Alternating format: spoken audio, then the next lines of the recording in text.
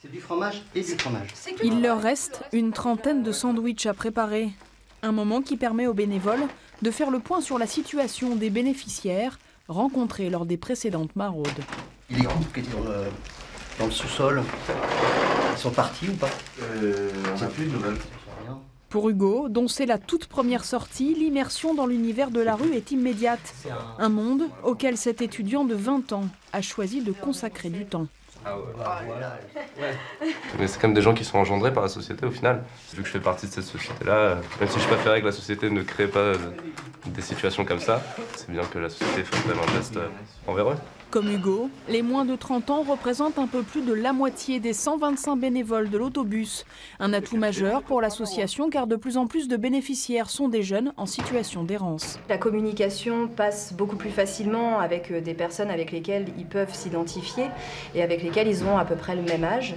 Même le code du langage, la même façon de se tenir, la posture, tout ça.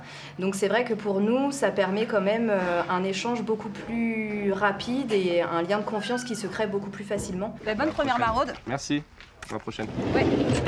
Après, la restauration, la maraude en tant que telle, c'est quoi? En fait, on se pose dans ces endroits-là, on distribue, ils viennent chercher tous ces sandwichs, tout ça, ils passent à la soupe, au café, et après on discute en fait. Il y en a qui passent juste comme ça, chercher à manger et qui repartent, et il y en a qui restent discuter.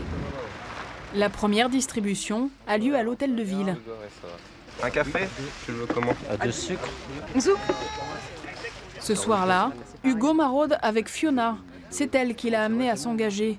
Bénévole depuis plus d'1 an, cette étudiante en psychologie souhaitait mieux comprendre les phénomènes de marginalisation. Les débuts, elle le confie, ont parfois été difficiles, notamment lors du retour à la maison, après une soirée passée aux côtés des plus démunis. Quand il fait très très froid dehors, et que nous, on a fait, on va dire, notre BA, on rentre chez nous, et qu'on remonte la couette comme ça dans notre lit et qu'on se dit qu'en fait on a apporté des choses à ces personnes, mais maintenant on est chez nous, eux ils sont toujours là où on les a laissés. Ça fait vraiment mal au cœur en fait. Le camion s'installe ensuite à la gare. Les langues se délient. Ça te fait plus mal maintenant?